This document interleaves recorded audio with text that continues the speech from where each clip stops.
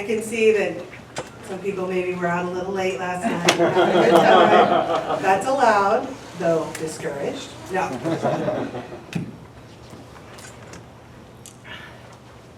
Capitalists deploy a cultural strategy to create a specific working class or citizenry that will serve their needs at any given historical moment. Labor historians have focused on these processes at the point of production, the factory floor, and social reproduction and the community. I argue that in addition to these moments of influence, capitalist control of culture extends into the point of household reproduction. It is here, in the home, where women are the primary force and source of workers.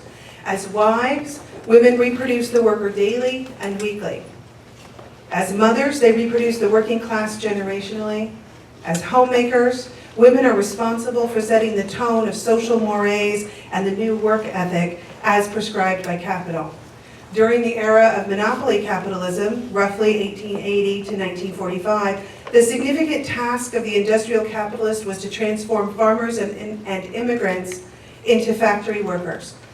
Women, as the primary power of household reproduction, had to be taught how to produce an industrial workforce. They too needed to be transformed into cheap caregivers of the era, what I call industrial wives.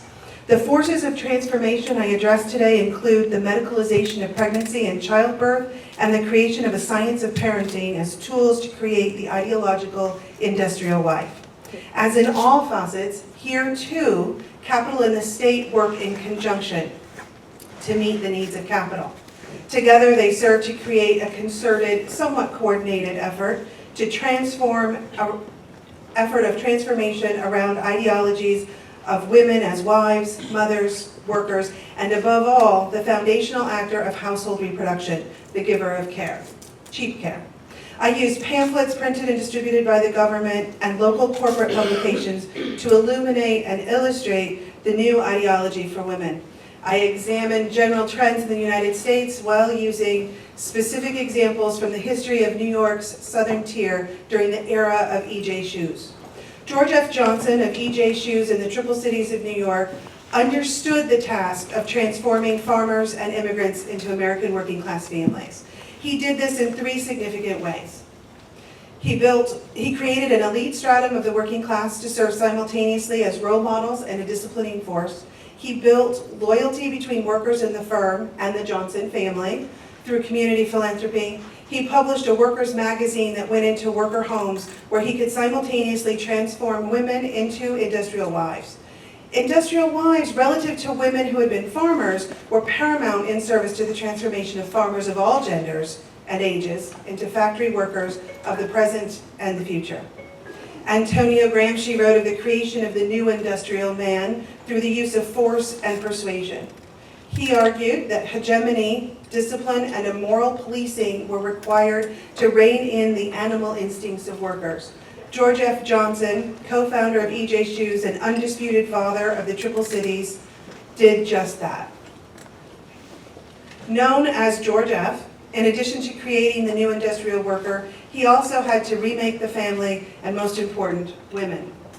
The new industrial wife was sometimes a wage worker, but she was always a wife and a mother, a domestic worker, a cheap caregiver. If she weren't already a mother, this was the goal. Her job was to reproduce the workers day to day and generationally.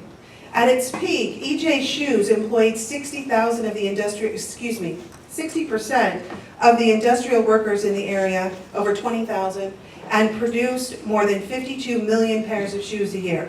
Like other firms in the era of monopoly capital, Johnson integrated vertically and horizontally. As early as 1903, the company began selling shoes directly to dealers, thereby bypassing the middleman. E.J. was the first in the industry to open retail store outlets. E.J. established tanneries and component facilities to produce linings, heels, shoes, and all the parts of the shoe. Johnson built a rubber reclaiming and manufacturing plant in 1922 that used old car tires as the primary source for rubber heels. In the same year, company sales were just under 75 million. During the 1920s, there were about 20,000 workers. In 1930, the company had 18,000 employees working in 28 plants, producing 45 million pairs of shoes a year. The U.S. government issued EJ shoes to soldiers in both World Wars, making it the company's largest client. During the war years, the company produced 52 million pairs of shoes a year. In the mid-1950s, the workforce was about 17,000. It was during the late 1950s and early 1960s that the company began its slow decline until the last shop was sold in 1994. EJ required a steady workforce in both senses of the word. Johnson needed a solid number of workers to make shoes, and he needed them to be reliable. He created not only the factories, but also the town. His hegemony over the workers stretched beyond the factory floor and into all reproductive spheres of life. Many welfare capitalists had a vision for their company towns. We think of places like Hershey, Pennsylvania, the sweetest place on earth, where, while off the clock, workers were monitored and policed. And Pullman, Illinois, with draconian policies affecting workers in the company factories and at home in company housing, for which they paid exorbitant rents. We think of the chorus of Ernie Ford's 16 Tons. You load 16 tons and what do you get? Another day older and deeper in debt. St. Peter, don't you call me 'cause I can't go. I owe my soul to the company store. George F. Johnson of EJ Shoes had a different, more utopian arrangement in mind.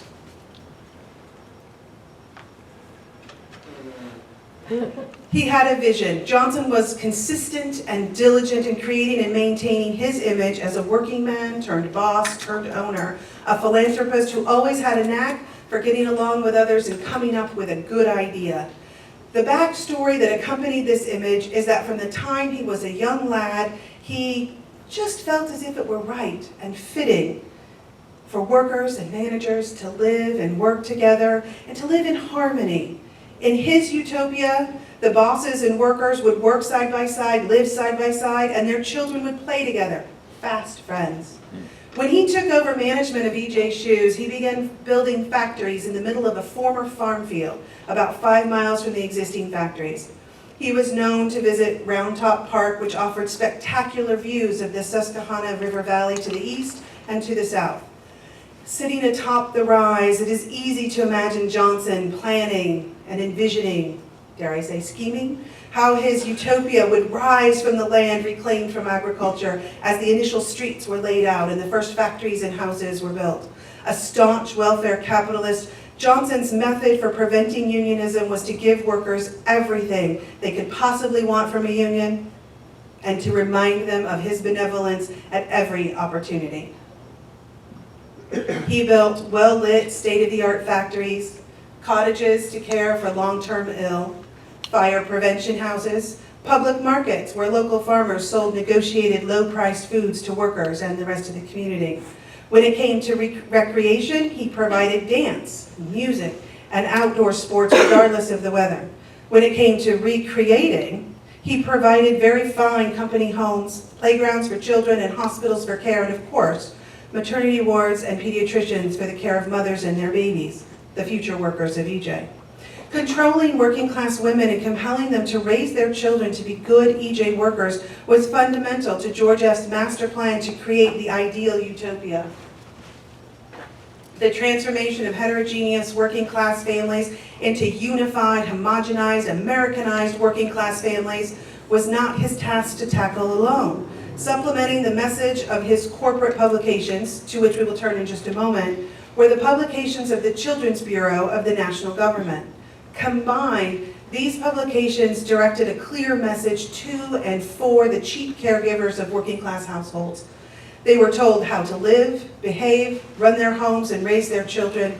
In other words, how to reproduce the working class. At the turn of the 20th century, the idea of parenting went from one of custom to one that could be rescued by science. The mothers and fathers of children born in the late 19th century faced greater complexity and possibilities than previous generations due to the ills of urbanization and industrialization. This is the era that saw the medicalization of birth. The women's suffrage movement created an activist apparatus that had goals in addition to getting the vote. They also wanted legislation around child labor and to reduce infant and maternal mortality. Prior to and after the passing of the 19th Amendment in 1920, the maternalism movement made some headway at Washington. Under the slogan, "Save the Babies," politicians and maternalists stood on common ground. There were two outcomes that had long-lasting impact: the Children's Bureau and the Shepard-Towner Maternity and Infancy Act. In 1912, President Taft created the Children's Bureau, still in operation today, with the directive to investigate and report on all matters pertaining to the welfare of children and child life among all classes of our people. In particular, the Bureau was charged with looking at infant mortality and the birth rate, among other items. From 1921 to 1929, the Shepard-Towner Act provided federal funding for maternity and child care. Formerly under the Department of Labor and Commerce in 1912, the Children's Bureau had a budget of $25,000 to investigate and collect data. For reference, the same year, the Department of Agriculture had a budget of $1 million. A worker at the new Bureau remarked, "I see, cows and pigs are worth more than the nation's children." The maternalists wanted more money and a broader mission, but this was the most they could get at the moment when the government was simultaneously concerned about women's growing political power, as evidenced by the suffrage movement, and eager to keep women where they belonged, in the home. The Bureau was headed by Julia Lathrop, and her staff were all women. Their mission was to gather information about birth rates, including infant and mother mortality. At the beginning of the 20th century, for every 1,000 live births, 6 to 9 women in the United States died of pregnancy-related complications, and approximately 100 infants died before age 1. The rates for women and infants of color were higher. It was the Children's Bureau that implemented full nationwide data collection on births, live and stillborn, as well as deaths during infancy. Some at the Bureau recognized the links between poverty and childbirth mortality and wanted to eradicate poverty. The ideology of poverty is that to be poor is a self-inflicted state rooted in an individual's laziness. Therefore, the workers of the Children's Bureau were forbidden to give government funds to poor women and their families. The Maternity and Infancy Act of 1921 provided additional funding to the Children's Bureau and the instruction to formally educate midwives, especially in new sterilization techniques, and to inform expectant mothers on pregnancy and childbirth. They recommended women seek medical attention from qualified physicians for their maternity and birthing needs. The Bureau held midwifery workshops, especially in the South, where midwives attended births for blacks and poor white women, neither of whom could afford medical care. They sought to dispel myths, like that having a sharp knife under the bed or mattress would cut the pain of childbirth. They taught midwives to register birth with the requisite vital statistics of date and time of birth, weight and size of the child, and so forth. The government now required education, testing, and registration for midwives. When the act was passed, nearly half of all births in the country were attended by midwives. 10 years later, in 1930, only 15% of births were midwife attended, though this average is skewed because in the South, blacks and poor whites continued to utilize the practice. Women, especially those living isolated lives, wrote to the Children's Bureau and requested informational and educational pamphlets. The Bureau published a multitude of pamphlets on the topic. First published in 1913, prenatal care and infant care were requested and distributed to millions of women in the country. In prenatal care, the author Mary Mills West offers advice to women in several sections with topics that span the course of pregnancy and childbirth. West includes information about identifying signs of pregnancy, calculating due dates, and managing proper diet, exercise, personal hygiene during gestation. She discusses potential complications such as miscarriage and the development of disease. She outlines what actions to take if complications occur. Step-by-step instructions are included on how to deliver an infant if it must be born at home, with an emphasis on avoiding infection through disinfecting techniques. The final section of the booklet covers nursing and how to maintain a healthy diet while breastfeeding an infant. In the back of the publication, West includes a glossary defining technical words as well as an index. She had an entire chapter dedicated to dispelling myths around pregnancy, like maternal impressions, also known as marking. This is the belief that birth defects were caused by something a pregnant woman saw. For example, it was sometimes supposed that the mother of the elephant man was frightened by an elephant during her pregnancy, thus imprinting the memory of the elephant onto the gestating fetus. Some midwives did not want to be told how to catch babies, but other than that, there was no organized resistance by women for these developments. It was working. Something was working. Infant mortality rates dropped not only because of the work of the Children's Bureau, but also because of sanitation, medical advances, and other changes.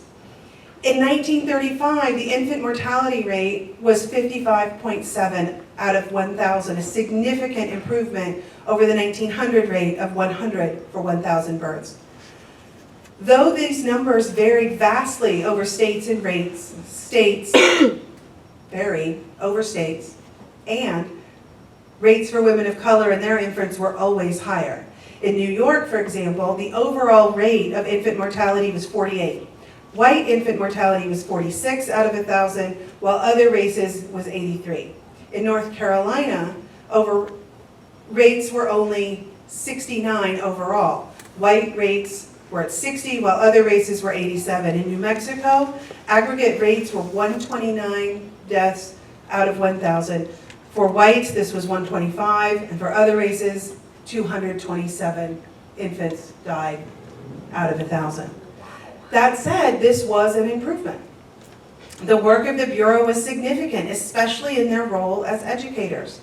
The Children's Bureau received requests by mail. Many of these letters were from desperate women who were uninformed and ill-prepared for their future as mothers. They had little information and even less in the way of resources. Bureau pamphlets were often their only source of information on the topics. Whenever possible, West encouraged women to go to the hospital for a medical birth. Over the course of the first quarter of the century, pregnancy and birth transitioned from a routine home occasion attended by women, family, friends, to a medicalized event occurring in hospitals. If one were a woman living in Endicott or Johnson City in New York, married to an EJ worker, she was not desperate. She lived in the utopia of George F.'s making, replete with hospitals, maternity care, and rewards for hospital births. For EJ, one of the goals in the first decades of the 20th century was to shape women into wives and mothers whose duty and mission is to reproduce compliant workers daily and generationally. Johnson published daily and monthly missives distributed at the factories and homes. As a cultural medium, the EJ Workers Review shaped material social practices.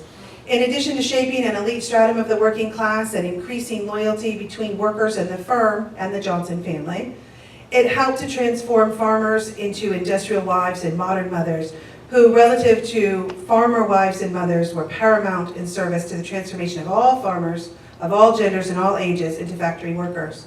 The publications gave clear and precise instructions to working class women as to how to be wives and mothers who served the needs of the company. The magazine consists of memorials to fallen soldiers, on honors to returning veterans, pictures and treatises of various recreations provided in part or in whole by Johnson or EJ, child rearing information, pictures and information about various workers' families, poetry, quips, a George F.'s own page, and letters from workers extolling the benefits and virtues of working for EJ. Every issue also had the homemakers page, the future EJ Workers Department, and the Little Mothers League. These last three sections were aimed specifically towards women. The EJ Workers Review was not a sole voice in the night. Its message for women was supported and reinforced by the publication of the federal government's Children's Bureau. Once upon a time, about 100 years ago, in George F.'s utopian community town, there lived the perfect and ideal woman. This utopian woman lived in the pages of the EJ Workers Review. She is the role model for the women in the Triple Cities. She is happy, poised to be adored and emulated. Her children are clean, well-behaved, and obedient. The secret to happiness is to be like her. to do what she does. Not only will you be happy, you too will become a role model, be adored, emulated, a woman of high status. The ideal woman shops at the EJ markets. She may or may not be a worker, but she is certainly married to one, an EJ worker. They qualify for their EJ home because they have children. Her babies are born in an EJ hospital staffed by EJ doctors and nurses, where she receives prenatal care and learns with the other mothers how to raise healthy babies at the weekly baby clinic. On the occasion of birthing an EJ baby, our ideal woman receives a $10 gold coin and photographs of her baby when he is between 6 and 9 months old. Her baby receives a $10 deposit into a bank account and, of course, a pair of shoes, all courtesy of EJ, George F., and his benevolent wife, Mrs. George F., the ultimate role model. These push presents motivated women of Endicott to have babies, and lots of them. Other upstate New York women had 3 to 6 babies, while Endicott's birth rate was double that.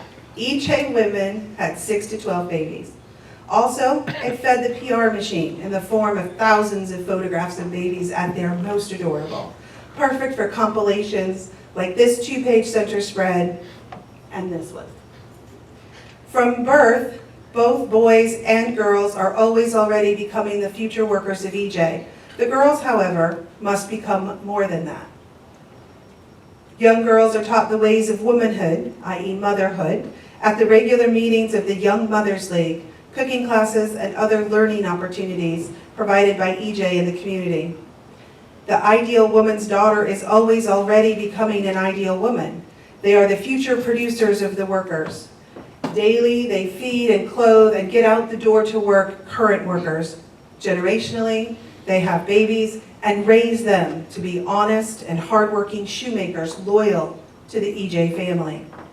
She is not only the ideal woman of George F.'s Utopia, so too she is the transformed farmer, become industrial wife, her cheap care reproducing and recreating an industrial working class, formed by local corporate magazines and national government pamphlets that created and shaped the new ideology around women in the home. Pregnancy, birth, and child care, child rearing are no longer the purview of women, traditions and practices passed from grandmother to daughter. These are now medicalized, part of science and civilization, rather than nurture and nature. Thank you.